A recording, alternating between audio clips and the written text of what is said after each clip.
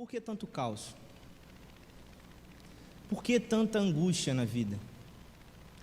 Por que tanto sofrimento? Por que tanto problema? Por que a vida constantemente parece nos apresentar dia após dia mais um conflito a ser resolvido? A infância a gente começa brincando e os conflitos são micros. A gente quer decidir qual brinquedo a gente vai ganhar no Natal, aqueles que podem receber presente no Natal, ou então que personagem a gente é na história que está sendo contada, ou talvez a posição que vai tomar à mesa num jantar em família. Mas a gente vai crescendo, e aí os conflitos começam a ser na escola, às vezes dentro de casa, nas relações familiares. E chega a adolescência, alguns entram no conflito dos relacionamentos, dos vestibulares, da faculdade, muitas das vezes somadas ao trabalho, à família, e a coisa vai se intensificando. Chega na juventude, maioridade, alguns adentram o militarismo com mais responsabilidades. Agora ele é responsável pela segurança de um quartel. E de repente ele se vê pagando boletos, as primeiras contas a pagar. O namoro vira noivado, o noivado exige mais responsabilidade. E de repente ele está pensando em construir uma casa. E começa a se deparar com problemas, ele começa a perceber que o dinheiro não dá conta de tudo. E que ele não pode atender todos os desejos do seu coração. E pior, ele não consegue atender os desejos das pessoas que ele ama. E ele vê no dia a dia a correria, a coisa a passar, problemas que vão acontecendo. A saúde de um parente, o desemprego de um amigo, ou o seu próprio desemprego. Para resolver o problema, né? A gente casa. E a gente junta dois problemas. Muitas das vezes na ilusão de solucionar o problema, esquecendo que cada pessoa tem o seu problema particular. E aí no casamento, a gente, além dos nossos próprios conflitos, passamos a viver com o conflito gerado entre o convívio dos dois. E aí a conta aumenta. Fica mais difícil. E depois vem os filhos. Os filhos são alegria. Alegria! Uma criança correndo na casa que tem gás. Uma criança que passa mal de madrugada. Uma criança que chora. E na medida em que sua vida avança, avança também a vida dos seus pais. E aí você vê aqueles que antes se sustentavam sendo sustentados por você. E o problema vai aumentando de dimensão. Fora os pormenores do dia a dia. Os conflitos que vão acontecendo na nossa vida. E às vezes chega um momento em que a gente começa a se perguntar por que tanto caos? Por que tanto conflito? Por que parece na nossa vida aparecer um problema atrás do outro? É claro, existem momentos em que a vida alivia um pouco e deixa a coisa correr mais à vontade. Mas aí, passado esse momento de alto, a gente se vê de novo com crises, desempregos, problemas de saúde, problemas emocionais, e o caos parece instaurado na nossa vida. E muitas das vezes a gente não entende o porquê disso tudo. Para a gente poder pensar um pouco a respeito do porquê a vida é assim, porque ao correr dos dias vai ficando mais difícil, o problema parece que vão se acumulando, a coisa vai ficando mais apertada. Por que tem que ser assim? Convido a igreja que abra comigo em Gênesis, no capítulo 2, versículo 4 e 5. Por que tanto caos? Por que tantos problemas? Talvez para responder essa pergunta, a gente deva olhar um pouco para a natureza humana. Quem é o homem? Para que ele foi criado? Por que ele veio a existir? Talvez olhando a natureza humana, talvez entendendo o motivo da existência humana, a gente possa entender um pouco o que é a vida. E por que essa coisa que vai se acumulando, que são os problemas durante a nossa trajetória, se acumulam. Observe o que está escrito no texto, Gênesis, no capítulo 2, no versículo 4. Diz o seguinte: essa é a história da origem dos céus e da terra, no tempo em que foram criados. quando o Senhor Deus fez a terra e os céus, ainda não tinha brotado nenhum arbusto no campo, e nenhuma planta havia germinado, porque o Senhor Deus ainda não tinha feito chover sobre a terra, e também não havia homem para cultivar. Quando o Senhor Deus fez a terra e os céus, ainda não tinha brotado nenhum arbusto no campo, e nenhuma planta havia germinado, porque o Senhor Deus ainda não tinha feito chover sobre a terra, e também não havia homem para cultivar o solo. Se estamos procurando entender um pouco a respeito da natureza humana, se estamos buscando entender quem é o homem e por que ele foi formado desta forma e por que ele vive a vida desta maneira, é importante que retomemos a criação do homem. E retomando a criação do homem em Gênesis, observamos no capítulo 2 uma explicação de algumas coisas que aconteciam no mundo enquanto ele estava sendo criado. O capítulo 1, temos a construção do cosmos. Deus cria a luz, as estrelas, da forma terra, cria os animais e, por fim, cria o homem. Mas na continuação, no capítulo 2, a Bíblia nos mostra que, por mais que o mundo estivesse criado, por mais que Deus tivesse tirado a criação do nada, por mais que por meio da palavra divina, tudo que não existia veio a existir, nem tudo que deveria existir, existia. Nem tudo que era potência, ou seja, aquilo que poderia vir a ser, existia. Isso fica relatado no versículo 4 e 5. Porque a palavra de Deus diz: ainda não havia plantação. E não havia plantação por qual motivo? Não havia plantação porque Deus ainda não havia feito chover e ainda não havia homem para plantar. Não, Deus não havia feito chover, mas também Deus não havia criado o homem para que houvesse a plantação. Ora, se era da vontade de Deus que houvesse plantações, se era do interesse divino que houvesse plantio, não podia o Deus que fez a luz surgir do nada fazer com que a plantação existisse? Não poderia o Deus que soprou nas narinas de um boneco de barro e trouxe a vida a um homem fazer com que a plantação, seja ela do que for, viesse a existir? Mas o que é interessante e que o texto bíblico nos mostra é que, apesar de Deus ter tirado tudo do nada, apesar de Deus ter criado todas as coisas de acordo com a sua vontade, ele separa um espaço da criação para que o homem atue. Ele separa um espaço da criação para que o homem venha a desenvolvê-la, continuá-la. Ele separa um momento, um pedaço de matéria e dá ao homem a liberdade de criar juntamente com Deus. Sim, o homem cria o mundo juntamente com Deus. É claro que não criamos como Deus cria. Deus cria a partir do nada. Ele dá a sua palavra e aquilo que fala no nada vem a existir. Mas o homem também cria. O homem planta. O homem organiza. O homem alinha. O homem ara a terra. O homem lança a semente. E aguarda que Deus faça chover para que a plantação cresça. O que nos mostra o primeiro ponto a respeito do porquê tanto caos no mundo, que é: o homem nasceu para dar ordem às coisas. Ele nasceu para dar ordem, mais do que isso. Observe o que está escrito em Gênesis, no capítulo 2 e no versículo 19. Desta forma, a terra e todos os animais do campo e todas as aves do céu, o Senhor Deus trouxe ao homem para ver como eles lhe chamaria. E o nome que o homem desse a cada ser vivo, esse seria o seu nome. Nós hoje, muitas das vezes, perdemos o costume de dar nomes com significados. Mas, na cultura judaica, isso é algo muito sério. O nome é algo sagrado. O nome define, o nome determina aquilo que virá a ser. É fácil observar isso quando olhamos o texto bíblico no Antigo Testamento. Todo nome tem um significado, todo nome tem um motivo de vir a ser.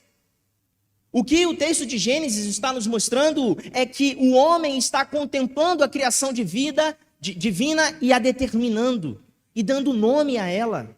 E tal como Deus fez no início com a sua palavra, dando origem a algo a partir do nada, o homem passa a organizar a criação por meio também de sua palavra, porque ele é a imagem e semelhança divina. O homem nasceu para glorificar a Deus, contemplando a criação feita por ele e ordenando aquilo que Deus havia separado para ele na criação, para que o fizesse. Fomos criados para ser co-criadores do mundo com ele.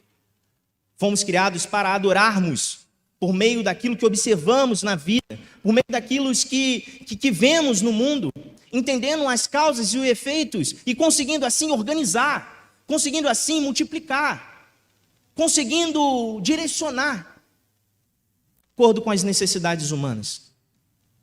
O homem nasceu para dar ordem ao caos e contemplar na criação divina a glória de Deus. Essa é a nossa natureza. Foi para isso que fomos formados.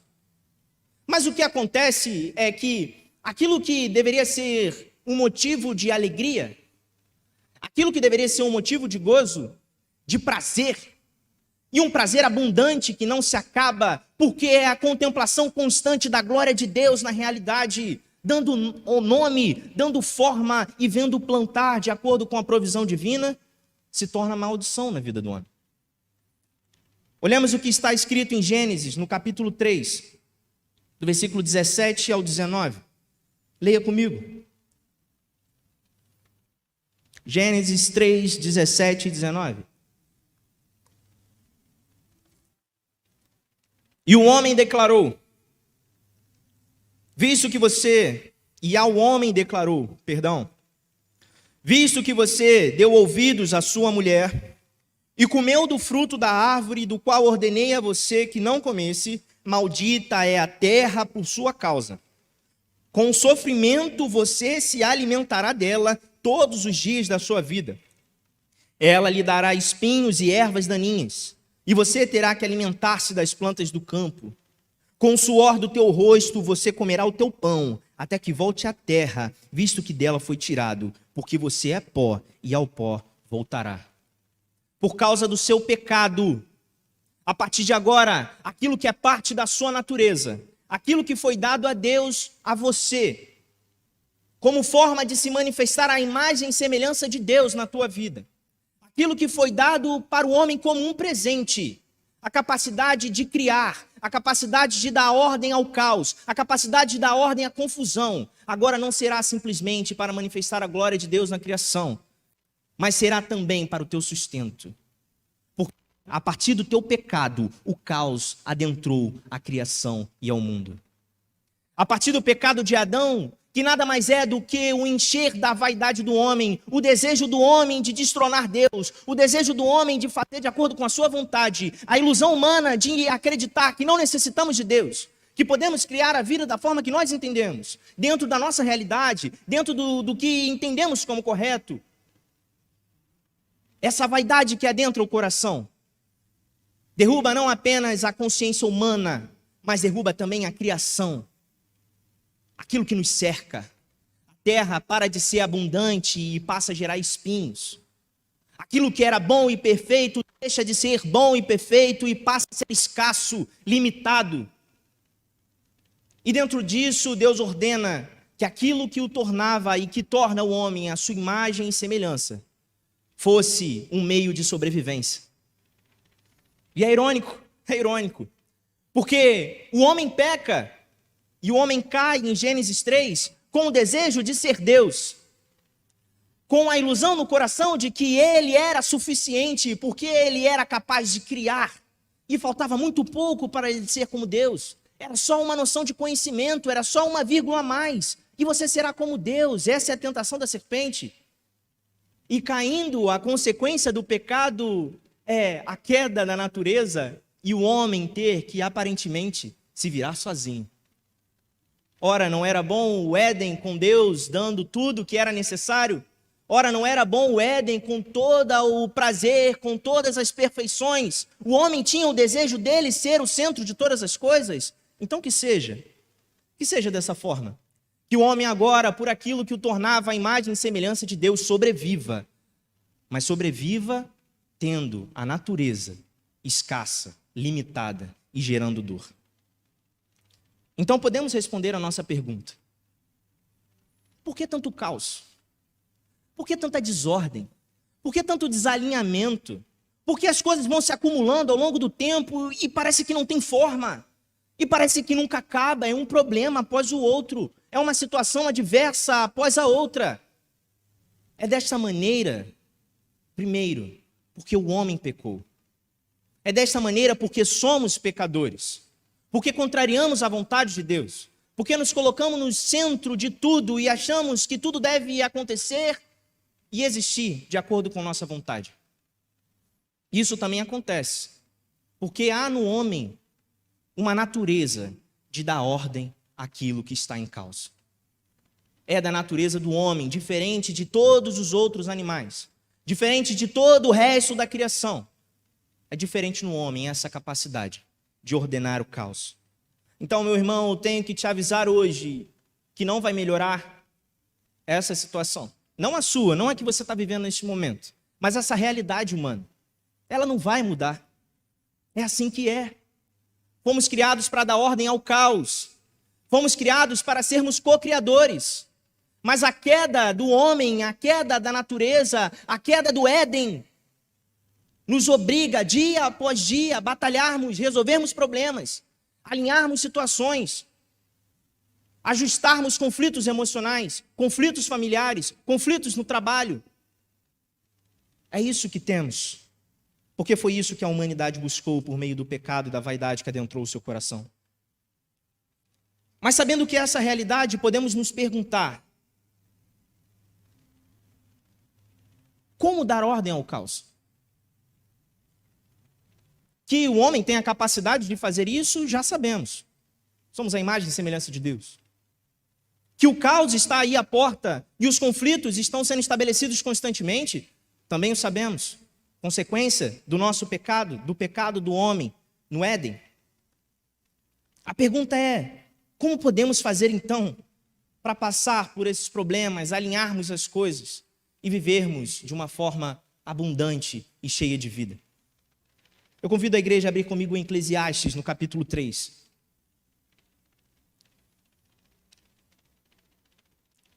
Eclesiastes 3. O primeiro ponto: preste atenção no momento em que você está vivendo. Observe o que cantamos. Ele põe em fileira os astros do céu. Ele chama pelo nome. Ele diz ao mar: aqui te detenha. Ele dá forma aos montes. O que essa música está dizendo é que Deus dá ordem à criação. Ele ordena de acordo com a sua vontade, de acordo com aquilo que ele deseja. Ele ordena e cria. E ordenando e criando, ele ajusta de maneira que não há confusão. Ele ajusta de maneira que a vida é possível.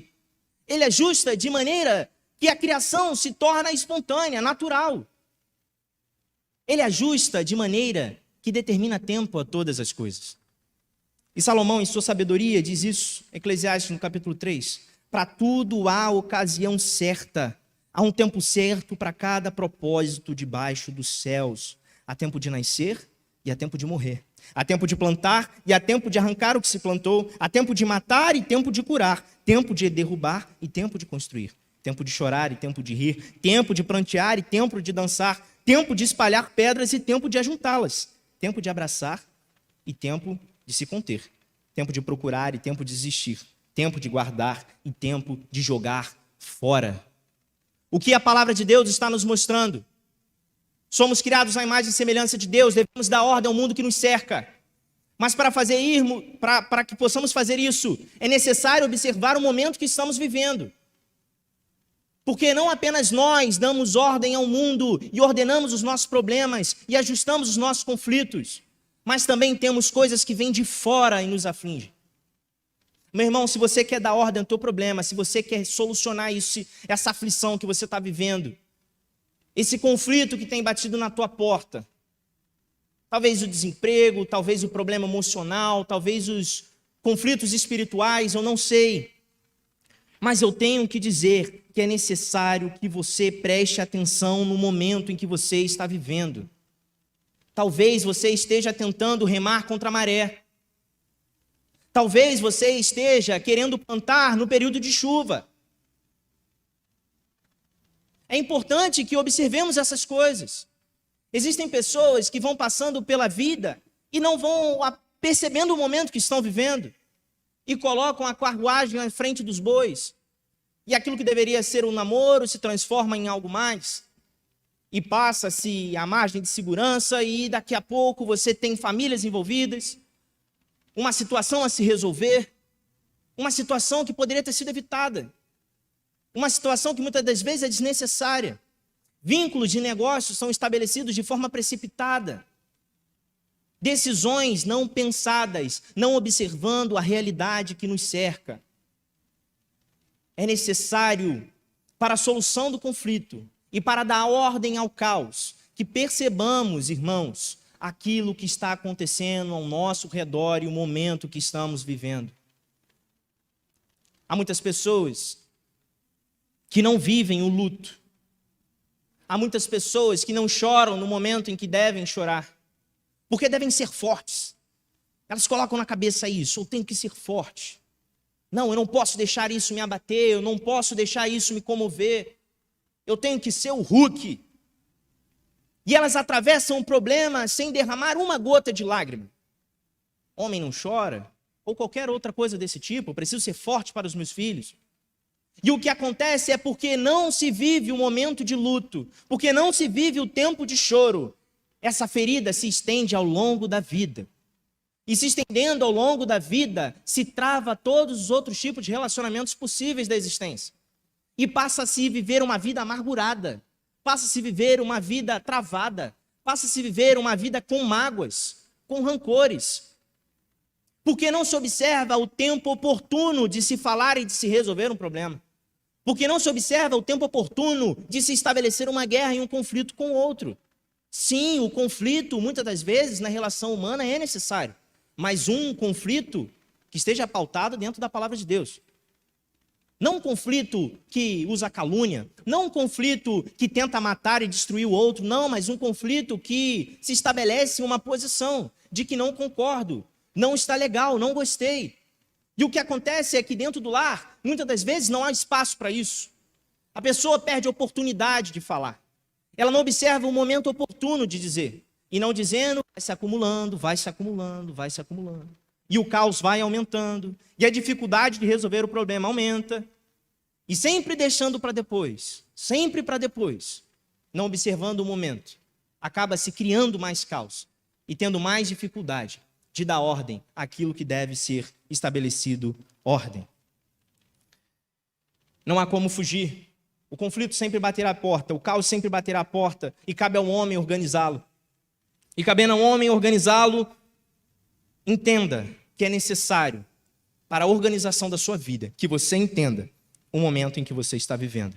Porque senão você estará nadando contra a maré, remando contra a maré. Ou então tentando caminhar contra a vontade de Deus, o que é ainda mais perigoso. Segundo ponto, abra a sua Bíblia em Provérbios, no capítulo 6, do versículo 6 ao 8. Provérbios 6, versículo 6 ao 8. Observe a formiga, preguiçoso.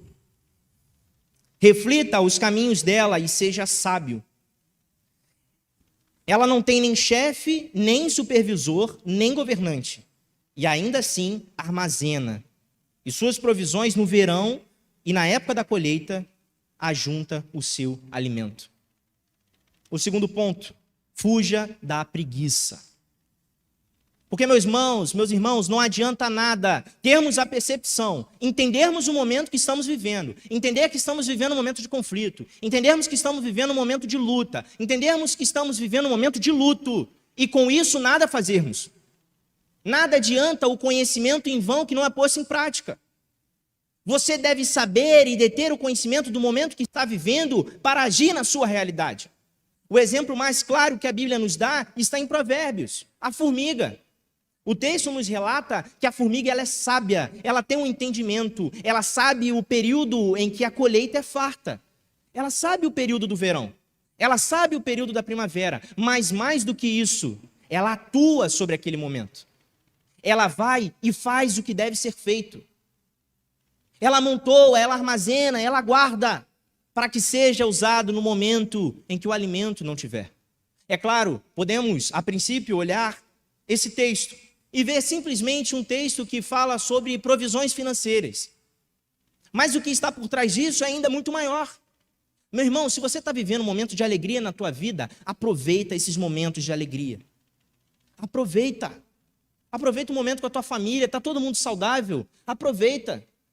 Está todo mundo alegre, o pessoal está com emprego, aleluia, aproveita esse momento. Armazena esses momentos na tua memória, no teu coração. Sabe por quê, meu irmão? Porque isso não é eterno. E haverá um momento de inverno. Haverá um momento em que a falta vai bater a porta. Haverá um momento em que a saúde será limitada. Haverá um momento em que nós não conseguiremos mais correr, que ficará difícil respirar. Ou somos imortais? Não somos. Então, o que a formiga nos ensina e o que Salomão está nos ensinando em Provérbios é que, além de entender o momento que se está vivendo, é agir sobre este momento. Amontoe informações do momento que você vive. Se você está vivendo um momento de alegria, aproveita com a tua família. Se você está com saúde, aproveita a sua saúde. Se você está com recurso financeiro, aleluia, graças a Deus, aproveita isso com sua família, aproveita para abençoar outras pessoas. Você está passando por dificuldade, aproveita esse momento também, porque esse momento é momento de crescimento. Em Eclesiastes vai dizer que é mais válido a casa em luto do que a casa com alegria, porque na casa com luto há reflexão, há pensamento, há observação da vida e da realidade, e você para e observa o que eu tenho que mudar, o que eu devo fazer melhor, como eu devo agir a partir daqui. E aproveito em todos os momentos. Cabe você saber agir sobre eles. Jovem, adolescente, se você está na faculdade, se você está estudando, esse é o momento de estudar. Estude. Estude. Se você tem a oportunidade de ser sustentado pelos seus pais, aproveite. Lança a cara nos livros. E vai buscar realizar os seus sonhos. Porque acredite, esse momento passará. E chegará um outro momento, que é o momento da responsabilidade. E aí o que acontece muitas das vezes é que não vivido o momento do estudo, tem que se estudar no momento da responsabilidade. E tudo fica mais difícil. Tudo se amontoa. Aproveite os momentos. Seu filhinho nasceu agora, está na primeira infância. Fica achando que você vai ser o herói, que nesses 4 anos de vida, do início da vida dele, você vai conseguir ficar milionário. Aproveita a infância dos teus filhos. Aproveita a saúde deles. Aproveita a sua saúde enquanto você consegue pegar ele no colo e jogar ele para o alto. Enquanto você consegue jogar uma bola com ele. Porque a gente não pode colocar 1 hora sequer em nossas vidas, como diz a palavra de Deus em Mateus. Não podemos deixar que a preguiça nos tome. Não podemos deixar de perceber os momentos em que vivemos. Mas ainda há um outro ponto em que eu quero deixar no coração da igreja, que se encontra em João, no capítulo 16, no versículo 33. Abra a tua Bíblia, leia comigo. João, capítulo 16, versículo 33.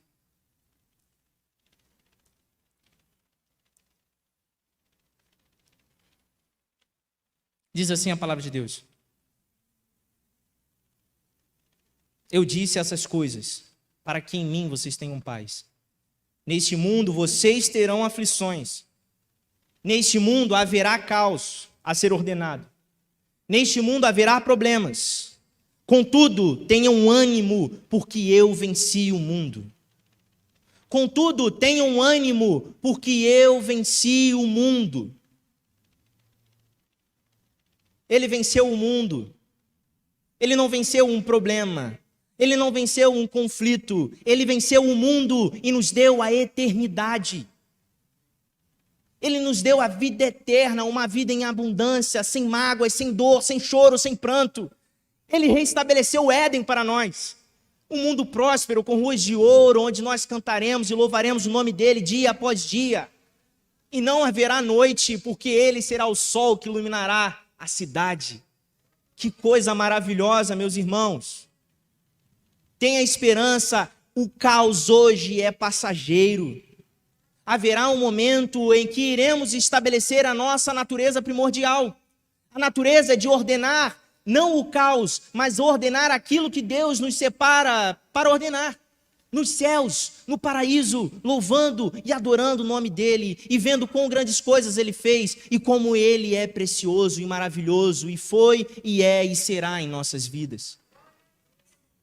Meus irmãos, olha para o teu problema hoje. Eu vou te contar um segredo, ele não vai sumir daí do dia para a noite. Se sumir, é milagre de Deus. E levanta a mão para o alto e agradece e faz um jejum aí de 50 dias. Porque o conflito é parte da vida, porque o próprio Cristo nos diz que no mundo teremos aflições. É parte. Mas saiba que Ele te deu a capacidade de solucionar esses problemas. Ele te deu o Espírito Santo que te auxilia a viver uma vida de acordo com a palavra dEle e solucionar os problemas da forma que devem ser solucionados. Você é co-criador do mundo com Deus. Você cria a sua realidade juntamente com Ele. Você é o instrumento que Ele utiliza para mudar vidas, e para mudar a sua vida, e para mudar a sua realidade, e para mudar a sua família. Foi para isso que fomos criados, para plantar, e para ver a plantação crescer na medida em que Deus faz chover. Não é só pela tua força, e não é pela tua força, mas você é instrumento de Deus para criar o mundo juntamente com Ele. Então ora para o teu problema, olha para isso que está na tua frente, olha para isso que está te fazendo tropeçar, entenda que você é responsável juntamente com Deus e o Espírito Santo de fazer essa situação mudar. Não vai sair da frente sozinho. E vamos fazer isso? Entendendo os momentos que estamos vivendo, tendo clareza naquilo que vivemos, sabendo o que devemos executar, quando devemos executar, a hora que devemos falar, a hora que devemos calar. Isso é sabedoria. Até quando eu devo continuar nesse projeto? Quando eu devo cessar esse projeto? Isso é sabedoria e é dado com a experiência e por meio do Espírito Santo. Entenda o seu momento e haja. Deixa de mão a preguiça, meu irmão. A preguiça, no mundo medieval, não é como nós entendemos a preguiça hoje. Preguiça hoje a gente entende como aquele cara que fica procrastinando, né? Deixa para depois, estou meio cansado, vou dormir. Claro, isso também é preguiça. Mas a preguiça, a essência da preguiça, é o desapego com a existência. É o desapego com a vida. O que podemos caracterizar muitas das vezes como preguiça, dentro dos assuntos teológicos e principalmente medievais, é o que nós hoje conhecemos como depressão. Aquele estado em que a pessoa se entrega e não consegue mais agir, e não consegue levantar, e não consegue se mover, porque não vale mais a pena existir. E aí vem os pensamentos suicidas. É disso também que se trata a preguiça. Não no sentido pejorativo das palavras que temos hoje, mas nesse sentido que acabei de narrar. Então não deixe a depressão te tomar. Não deixe a angústia te tomar. Você é co-criador com Deus. É você que vai resolver o teu problema, guiado pelo Espírito Santo, abençoado por Deus, orientado por Ele, mas é por meio da tua ação. E tenha ânimo, porque quem vai batalhar a tua batalha é Deus. Tenha ânimo, porque é Ele que vai te dar o galardão no final. E eu não estou falando de bênção material, irmão. Eu estou falando de eternidade de vida. Vida sem dor, sem morte, sem mais conflitos. Põe isso no teu coração, acorda de manhã e vai para a luta. Acorda de manhã e ora pela tua família. Acorda de manhã e ora pelo teu filho, pelo problema que ele está passando. Com força, com garra, porque estamos aqui para resolver problemas. E se tem aparecido problema na tua vida, meu irmão, é porque Deus sabe que você tem a capacidade de resolvê-los. Com sabedoria e guiado pelo Espírito Santo. Porque não há nenhum mal que se estabeleça na vida de um justo que não possa se tirar daí um bem muito maior. Porque como diz a palavra de Deus, todas as coisas cooperam para o bem daqueles que amam a Deus. Se todas as coisas cooperam para o bem daqueles que amam a Deus, esse conflito, esse caos, essa desordem está estabelecida na tua vida, porque você vai ser instrumento para ordená-lo. Você vai ser instrumento para mudar essa realidade. Com a força do Espírito Santo, daquele que já venceu o mundo. É isso que diz a palavra de Deus. E é isso que Deus quer plantar no teu coração hoje. Essa mensagem está sendo lançada como uma semente. E o Espírito Santo de Deus, eu acredito que fará chover nessa terra. E a plantação crescerá na tua vida. Senhor Deus, eterno Pai, obrigado. Obrigado, Pai, por mais um dia na tua presença. Obrigado porque o Senhor tem nos sustentado, tem nos dado força, tem nos feito caminhar em a graça, em abundância. Deus, faz essa semente crescer no coração da tua igreja. Essa semente que é uma semente cheia de esperança, é uma semente cheia de certeza de que essa vida é passageira e há uma vida cheia de abundância e sem conflitos. Mas há uma esperança também contida nessa realidade espiritual. É a esperança de que podemos dar solução ao caos que estabelece em nossa vida. Não pela nossa força, não pela nossa força, mas pela fé que temos no Santo Espírito, que nos capacita a tomar decisões acertadas, que nos capacita a tomar decisões que orientam a nossa vida para o caminho que é bom, perfeito e agradável à tua vontade. Dê ânimo à tua igreja. Dê fôlego de vida à tua igreja. Que teu espírito se mova. Que pessoas sejam inflamadas a resolverem conflitos. A liberarem perdão, Deus. A liberarem perdão e liberarem o perdão daquilo que aflige a sua alma por tanto tempo. Anos e anos de vida sendo massacrados por um pensamento, por uma aflição, por uma angústia.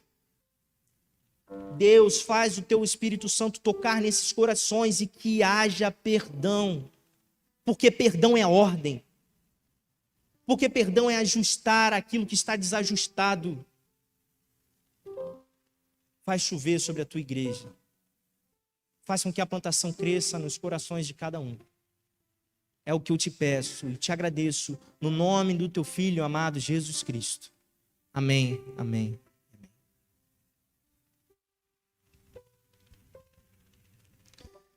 Irmãos, encerrando o culto, nosso pastor Eliseu foi pregar fora, mas ele deixa por meio das minhas palavras aqui um desejo de uma semana abençoada na presença de Deus, que o Santo Espírito se mova pela tua vida, que você venha ser fonte que multiplica a bênção no lugar onde você está.